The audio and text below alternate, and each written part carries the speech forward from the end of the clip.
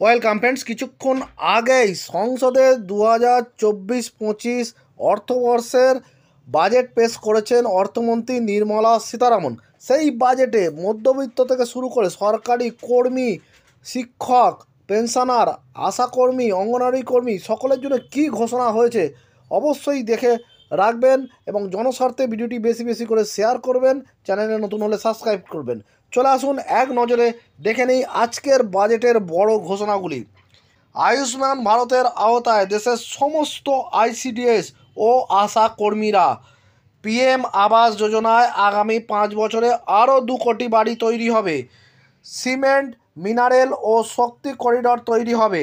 পর্যটন কেন্দ্রগুলিকে উন্নয়নের জন্য সব রাজ্যকে বিনা সুদে ঋণ। মেয়েদের বিনামূল্যে জরায়ুর ক্যান্সারের টিকা। বন্দর করিডর তৈরি হবে। হাই ট্রাফিক করিডরও তৈরি হবে। 1 কোটি পরিবারকে বিনামূল্যে বিদ্যুৎ পরিষেবা। প্রতিরক্ষা খাতে 11 লক্ষ কোটি টাকা বরাদ্দ। নতুন অর্থনৈতিক করিডর গেম চেঞ্জারের ভূমিকা পালন করবে। মধ্যবিত্তের জন্য নিজেদের বাড়ি প্রকল্প।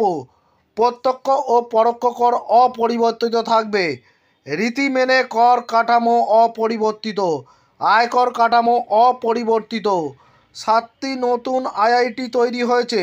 মুদ্রা যোজনায় 43 কোটি টাকা ঋণ। গত 10 বছরে কর আদায় 3 গুণ বেড়েছে। আয়করের হারে কোনো পরিবর্তন নয়।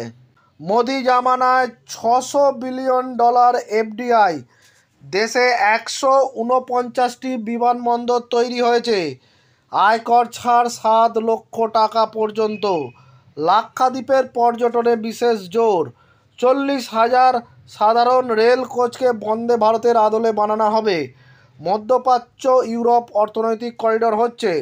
390টি নতুন বিশ্ববিদ্যালয় তৈরি হয়েছে। স্কিল ইন্ডিয়া মিশনে 1,40,00,000 যুবককে প্রশিক্ষণ দেওয়া হয়েছে। সারা পৃথিবীর খাদ্য ভাণ্ডারে পরিণত হয়েছে ভারত। 11,80,00,000 কৃষক কেন্দ্রীয় প্রকল্পে উপকৃত।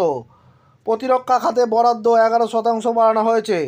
25 কোটি মানুষ দরিদ্র সীমার ওপরে উঠে এসেছে। রেল যাত্রীদের নিরাপত্তা ও স্বাচ্ছন্দ্যের ওপর জোর। 1 কোটি মহিলার লাখপতি দিদি হওয়ার সুযোগ আনা হচ্ছে বিশেষ প্রকল্প। 3টি বিশেষ রেল করিডর তৈরির প্রস্তাব অর্থমন্ত্রী নির্মলা সীতারামনের। খুব কম সুদে ঋণ দেওয়া হবে। কৃষিতে বেসরকারি লগ্নির ওপর জোর দেওয়া হবে। তৈলবীজ উৎপাদনে স্বনির্ভরতায় জোর।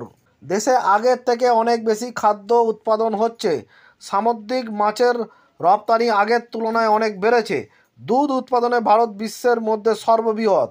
সব রাজ্যকে সঙ্গে নিয়ে এগিয়ে যেতে চাই আমরা। সরকারের পদক্ষেপে মুদ্রাস্ফীতি নিয়ন্ত্রণে 2047 সালের মধ্যে দেশের সব শ্রেণীর মানুষ যাতে সমস্ত সুবিধা পান সেই লক্ষ্যেই আজ কাজ করছি আমরা। পূর্বাঞ্চলের উন্নয়নে আরও বেশি গুরুত্ব দেওয়া হবে। দুর্নীতিমুক্ত ও স্বচ্ছ সরকার চালানোই আমাদের লক্ষ্য। সব রাজ্যকে সঙ্গে নিয়ে এগিয়ে যেতে চাই আমরা সামাজিক ন্যায় বিচার দিতে বদ্ধপরিকর। জিএসটিতে আয়ের পরিমাণ বৃদ্ধি হয়েছে। আমরা 3 তালাক প্রথা রোধ করেছি। মহিলাদের জন্য 1/3 সংরক্ষণ ব্যবস্থা করেছি। চাকরি ব্যবসার সুযোগ বেড়েছে। দেশের উন্নয়নে সবাই যাতে সামিল হয় সেটাই আমাদের সরকারের চেষ্টা।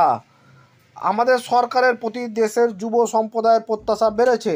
আমাদের লক্ষ্য সবকা সাথ সবকা বিকাশ। 3,000 নতুন আইটিআই তৈরি করেছি। সুতরাং দেখলেন যে আজকের এই বাজেটে কি কি ঘোষণা হয়েছে, কাদের জন্য ঘোষণা হয়েছে। কিন্তু সরকারি কর্মী, শিক্ষক, পেনশনারদের জন্য বিশেষ কিছু ঘোষণা হয়নি। তাদের মূল যে দাবি ছিল আয়কর কাঠামোয় পরিবর্তন, সেটা হয়নি। যেহেতু এটা ভোট অন অ্যাকাউন্ট, অর্থাৎ লোকসভা ভোট সামনে, তাই পূর্ণাঙ্গ বাজেট এটা হয়নি, ভোট অন অ্যাকাউন্ট। সেই জন্য হয়তো বড় কোনো প্রকল্প সরকার ঘোষণা করেনি।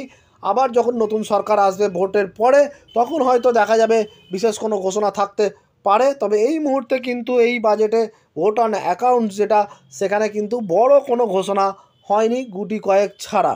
আজকে ছিল এই পর্যন্ত। আগামীর আপডেটের জন্য চ্যানেলটি অবশ্যই সাবস্ক্রাইব করে রাখবেন। ধন্যবাদ।